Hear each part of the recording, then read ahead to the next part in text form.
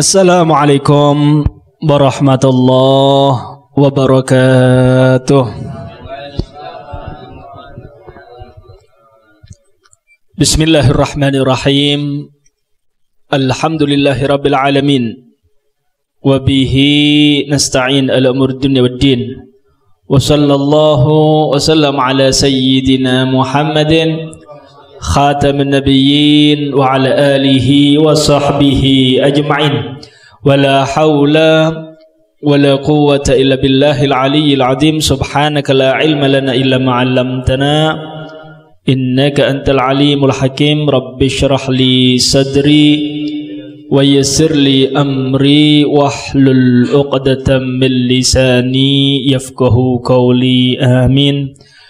Hadirin hadirat rahimakumullah. Di dalam kitab Mukasyafatul Qulub dikatakan annallaha ta'ala khalaqal khalqa ala thalathati durub. Para ulama mengatakan Allah subhanahu wa ta'ala menciptakan makhluknya ada 3 macam model.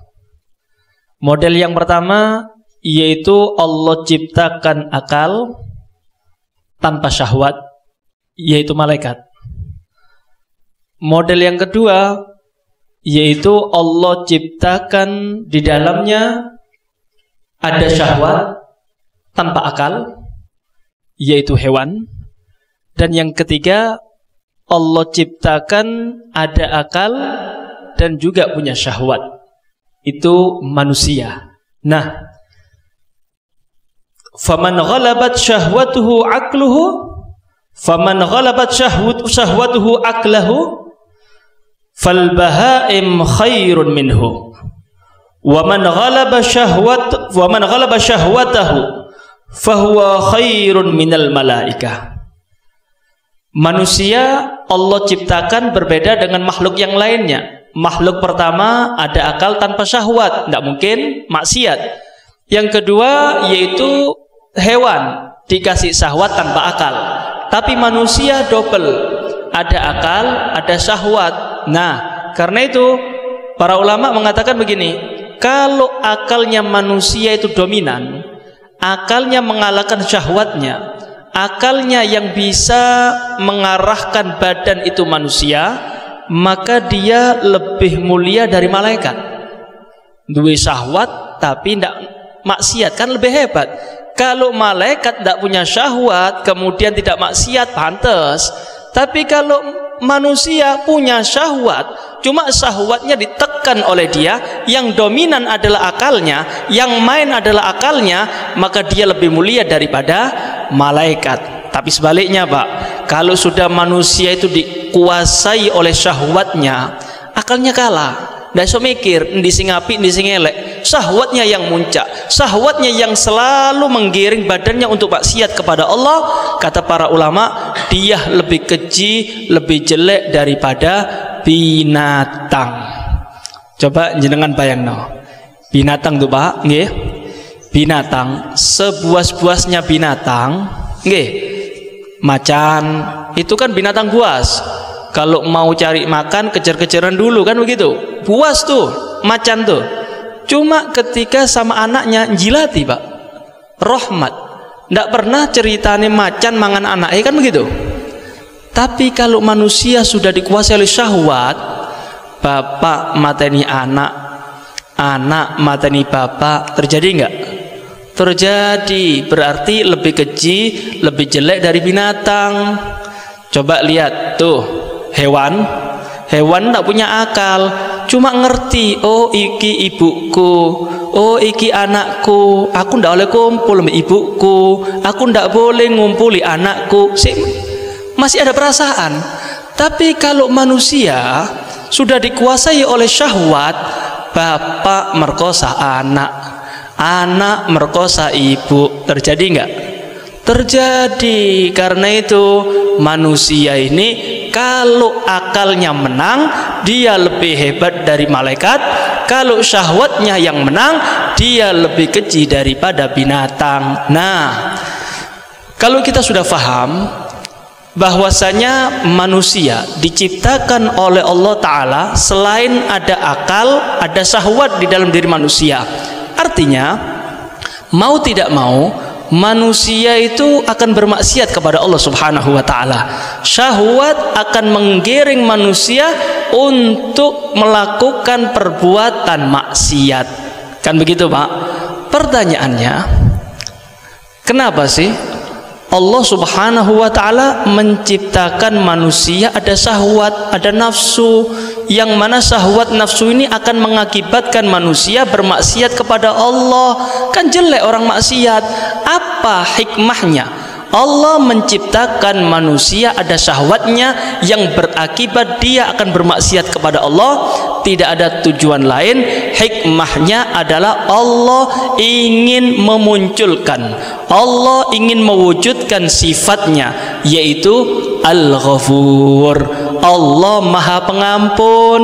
Kalau seandainya manusia semua ini tidak bermaksiat kepada Allah, taat semuanya, maka sifatnya Allah Al-Ghafur, yang mana Allah itu adalah Maha Pengampun, tidak terwujud, Pak.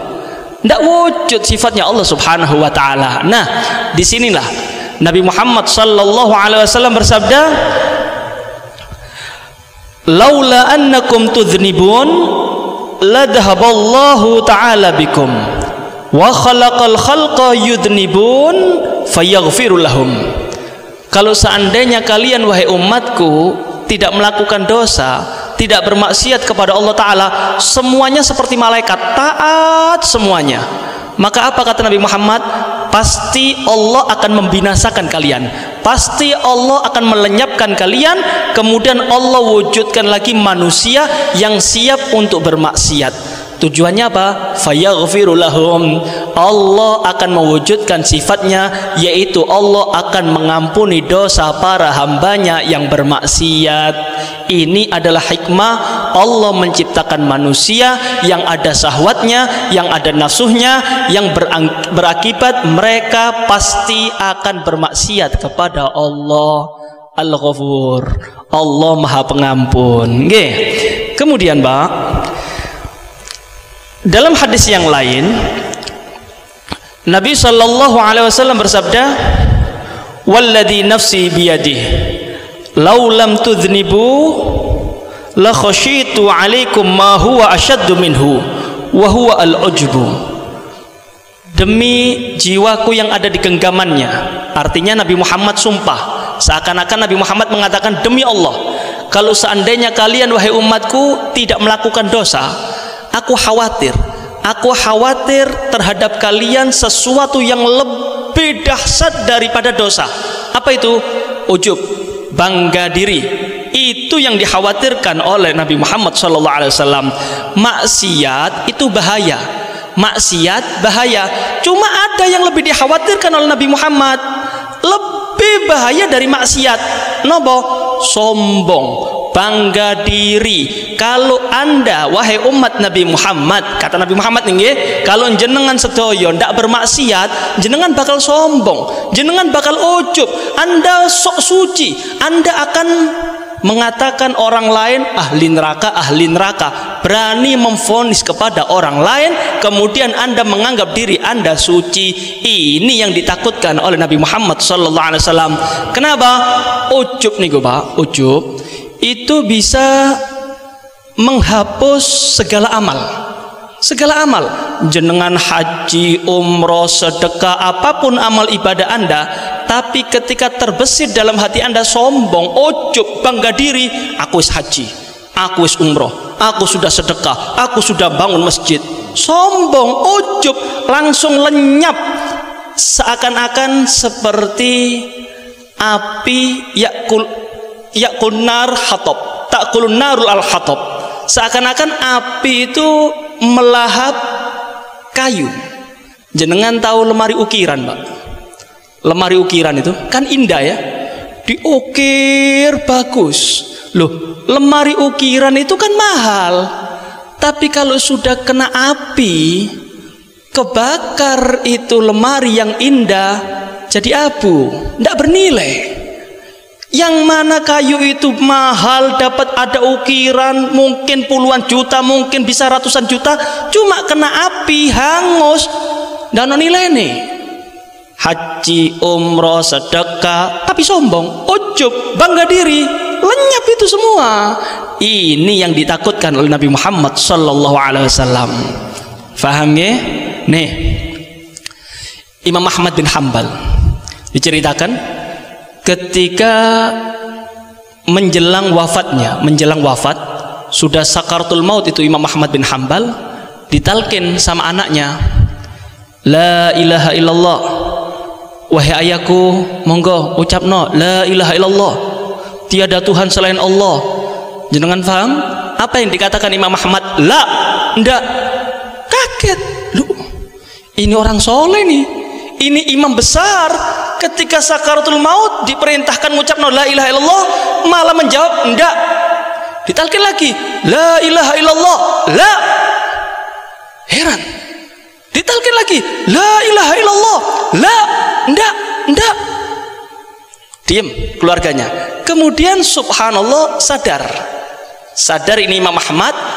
Ditanya sama anaknya, wahai abah, jenengan tadi sudah menjelang wafat, saya talkin jenengan ngomong la ilaha illallah, kok ngucap la, ndak. Wonten apa? Kenapa wahai abah? Wahai anakku, ketahuilah, aku bukan tidak mau mengucapkan la ilaha illallah, tapi ketika jenengan nalkin saya mengucapkan la ilaha illallah, ada setan di sampingin jenengan ngomong, hei Ahmad, jenengan lolos dari saya, jenengan sudah lolos daripada gangguanku. Setan ngomong seperti itu. Maka Imam Ahmad mengatakan apa? La, durung, aku belum lolos dari gangguanmu. Kalau ada roh di dalam jasadku, aku tetap harus waspada kepadamu, wahai setan. Loh, setan nih Pak. Ketika Imam Ahmad dikatakan seperti itu oleh setan, jenengan sudah lolos daripada aku.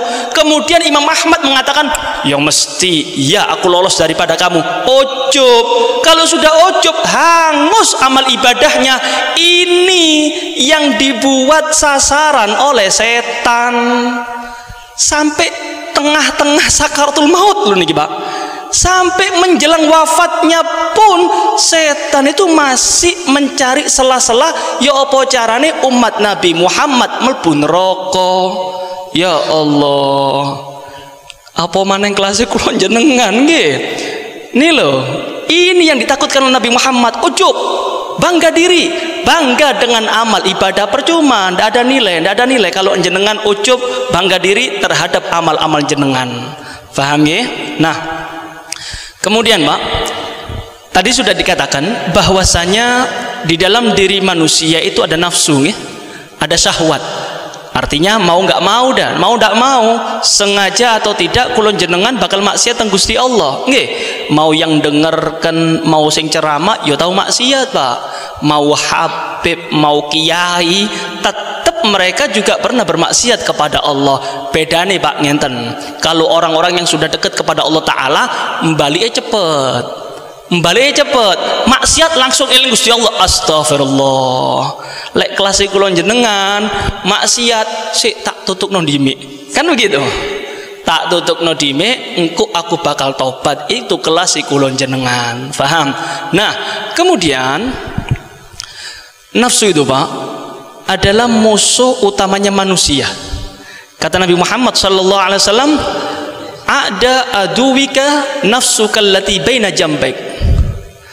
Musuh utamanya jenengan wahai manusia bukan orang kafir, bukan. Musuh bebuyutannya manusia adalah nafsu yang ada di antara dua lempeng yang jenengan. Itu adalah musuh utama jenengan. Loh, Nabi Muhammad ketika perang Badar ini perang yang ndak imbang ya. Orang muslim sedikit, orang kafir ribuan, kemudian peralatan perang lengkap, ndak imbang. Perang Pak, dapat bantuan Allah Subhanahu wa Ta'ala, menang orang muslim. Nggih. Kemudian Nabi Muhammad mengatakan begini kepada para sahabat, raja'na min jihadil asghar ila jihadil akbar. Para sahabatku sedaya, ayo kita sekarang pulang, kita sekarang menuju perang yang lebih besar, kita menuju perang yang lebih besar daripada perang sekarang, kita pulang daripada perang yang kecil menuju perang yang lebih besar. Para sahabat ketar-ketir, perang nopo maning wahai Rasul? Perang apa lagi wahai Rasulullah? Iki gede saya teles lho iki. Ini pedang masih basah dengan darah, kemudian kita akan perang yang lebih besar. Ini kan perang yang besar wahai Rasulullah. Perang apa lagi wahai Rasul? Jihadun nafas, perang melawan hawa nafsu. Ini tidak semua orang bisa menang. Walaupun jenengan ustadz, walaupun jenengan ulama, kalau jenengan kalah mbek nafsu, buyar jenengan. Berapa banyak punya pondok merkosa santri-santrinya, terbukti. Ini loh yang ditakutkan oleh Nabi Muhammad. Nafsu niki bahaya. Nafsu ini lebih kejam, lebih keji daripada 1000 setan. Medeni pak. Lu terus yuk nopo? Agar kita itu bisa selamat dari nafsu ya opo? Kalau kita mengkebiri nafsu tidak bisa, mateni nafsu tidak iso pak. Nafsu itu ada dalam diri. Terus ya apa? Dikekang. Kita yang harus ngiring nafsu. Paham ya? Nah, Imam Busiri mengatakan begini, wan nafsu katifli in tuhmilhu syabba'ala hubbir radai wa in taftimhu yanfatimi. Nafsu itu seperti anak bayi yang suka netek kepada ibunya, suka nyusu kepada ibunya. Mau tidak mau, anak kecil yang suka netek kepada ibunya usia 2 tahun harus disape. Nah, ketika nyape anak usia 2 tahun, mau tidak mau anak ini bakal rewel, malam tidak tidur, nangis-nangis, kan begitu ya. Harus pak, kalau seumpama ibu tidak nyape, pengajian nyusu ini pak, kan begitu kan. Mau tidak mau harus disape. Mungkin berat, mungkin rewel sehari, 2 hari, 3 hari, setelah itu enak wis. Nah, nafsunya manusia, nafsu nih, nafsu yang ada di dalam diri kita tidak bisa membunuh. Caranya bagaimana? Disape. Cara nyapenya nafsu bagaimana? Apapun yang diinginkan oleh nafsu kita tentang. Nafsu kepingin makan sate, ndak tempe, loro pak. Luwe kepingin makan sate dikit tempe, ndak nafsu pak, kan begitu. Kepingin rokokan, mandek, waduh antep beb, sudah berhenti.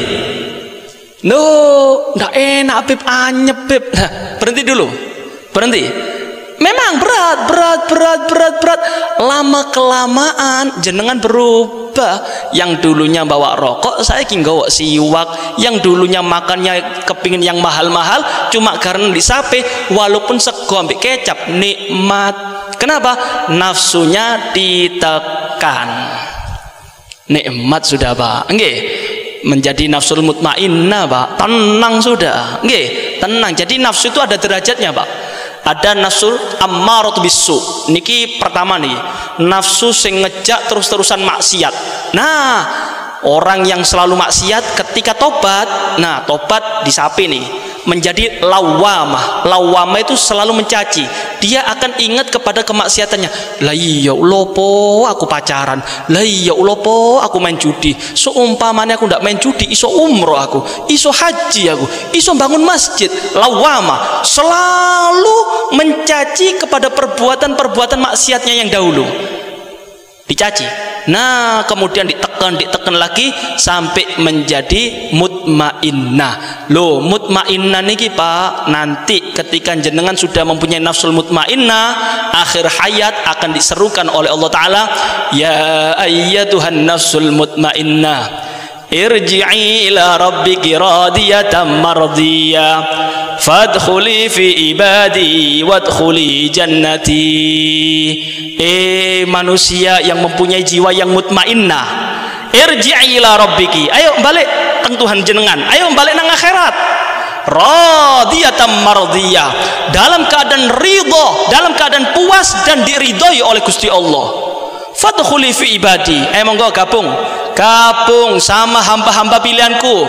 fadkhuli fi ibadi wadkhuli jannati, dan saat ini silahkan Anda berbuka. Dulu ketika Anda di dunia poso, ndak gelem maksiat, kemudian Anda tekan nafsunya, sekarang masuk ke dalam surga, buko Pak, buko. Silahkan apapun yang Anda inginkan disediakan oleh Allah Subhanahu wa taala. Berkat taat kepada Allah. Nggih, nikmat. Nah, kemudian dari hadis ini Pak, kita faham bahwasanya Allah menciptakan kita ada nafsu untuk maksiat, kan gitu, pasti maksiat dan pasti diampuni oleh Allah Ta'ala ketika tobat. Nah, dari hadis ini kita bisa ambil 2 poin. Yang pertama, kalau jenengan ditakdir sama Allah Ta'ala menjadi hamba yang taat, hamba yang taat, ahli ibadah, ucapkan alhamdulillah, syukur kepada Allah, untuk dilanggengkan nikmatnya jenengan yang berupa hidayah, agar jenengan selalu menjadi orang yang taat, biar tidak sombong. Yang kedua, bagi Anda yang mungkin saat ini terbelenggu oleh nafsu, selalu maksiat kepada Allah Ta'ala, ojo putus asa, jangan putus asa, tetap cari rahmatnya Allah Subhanahu wa ta'ala. Selama Anda masih husnudon, berharap ampunan Allah Ta'ala, jenengan sidinteni kali Gusti Allah. Anda tobat, Anda akan disayang oleh Allah Ta'ala. At-taib habibullah, orang yang maksiat itu dimurkai oleh Allah Ta'ala, tapi ketika tobat berubah, yang dulunya dimurkai sekarang at-taib habibullah, orang yang tobat menjadi kekasihnya Allah. At-taib minadz-dzanbi kaman la dzanbalah, orang yang tobat dari maksiat itu lembaran baru, dosa-dosa yang dahulu diampuni oleh Allah Subhanahu wa taala. Nikmat nggih jadi umat Nabi Muhammad sallallahu alaihi wasallam, nggih nikmat. Naam, Allah Subhanahu wa taala berfirman, qul ya ibadiyalladzina asrafu ala anfusihim la taqnatu min rahmatillah innallaha yaghfirudz dzunuba jami'a. Wahai Muhammad, katakan, serukan kepada semua hamba-hambaku, wahai hamba-hambaku, kata Allah Ta'ala. Coba Anda renungkan firman Allah Ta'ala, bagaimana cintanya Allah kepada umat Nabi Muhammad, bagaimana Allah mesrah kepada umat Nabi Muhammad. Ini kita nih Pak, kita nih walaupun sering berdosa kepada Allah Ta'ala, tapi Allah memanggil kita dengan bahasa yang halus, wahai hamba-hambaku. Allah tidak memanggil wahai pendosa, enggak. Allah cinta kepada umat Nabi Muhammad, Allah rahmat kepada umat Nabi Muhammad. Wahai hamba-hambaku yang keterlaluan, yang melampaui batas dalam kemaksiatan, apa kata Allah Ta'ala? La taqnatu min rahmatillah, jangan putus asa mencari rahmatnya Allah. Innallaha yaghfirudz dzunuba jami'a, Allah itu maha mengampuni segala bentuk dosa hambanya. Selama jenengan tobat nasuha, benar-benar mencari ridhonya Allah Ta'ala, menyesali kemaksiatannya jenengan, walaupun numpuk sak gunung dosane jenengan, walaupun bumi ini numpuk dengan dosanya jenengan, tetap jenengan layak diampuni oleh Allah Subhanahu wa ta'ala. Nggih, nikmat jadi umat Nabi Muhammad sallallahu alaihi wasallam. Nah, terakhir nih, saya sedikit ceritakan. Di dalam kitab Majmu' Kalam Al-Habib Abdullah bin Husain bin Thahir diriwayatkan, dulu di zaman Bani Israel ada 2 orang manusia yang saling bersaudara, saking cedeke, saking rekete, sampai kok saudara, sampai kayak adik kakak Pak, saking deketnya nih. Cuma beda perbuatan, yang satu mudznib, yang satu ini pendosa, wal akhar fil ibadah yajtahid, yang satunya ahli ibadah. Nah, kemudian yang ahli ibadah ini setiap ketemu yang ahli maksiat, aksir nasihat Pak, wahai saudaraku, tobat, paham ya? Kemudian benjing, besok lagi ketemu maksiat maneh, ditegur, aksir, ayo tobat, benjing ketemu lagi, besok ketemu lagi, tetap maksiat, aksir, marah dia sudah. Sudah, berhenti. Jangan sampai terus-terusan maksiat, tobat kepada Allah Ta'ala. Rupanya gergeten nih orang yang ahli maksiat ini, tiap ketemu diwarai tobat, greget. Khalini wa rabbi. Wes ya, ojo melu-melu urusanku. Wes. Padha jenengan iki. Sudah. Biarkan aku sama Tuhanku. Ini urusanku sama Allah Ta'ala. Jenengan enggak usah melu-melu. Aku maksiat, aku urusan kali Gusti Allah. Kemudian dia mengatakan gini, Abu Ista alaiya raqiban, jenengan tiap hari ketemu saya tobat. Jenengan ini diutus kali Gusti Allah jadi raqib atid ta. Jenengan ini diutus sama Allah Ta'ala untuk mengawasi saya ta. Sapa jenengan? Marah Pak. Nah, ketika ditegur tobat, akhirnya emosi mengatakan, sudah jenengan tidak usah melu-melu, sudah maksiatnya saya, biar saya yang tanggung jawab sama Allah Ta'ala. Akhirnya gergeten orang yang ahli ibadah ini ketika mendengar sautannya seperti itu, dungano elek. Wallahi la yudkhilakal jannah, wallahi la yudkhilukal jannah. Demi Allah, jenengan wong neraka, jenengan ndak bakal dimasukkan surga oleh Allah Ta'ala.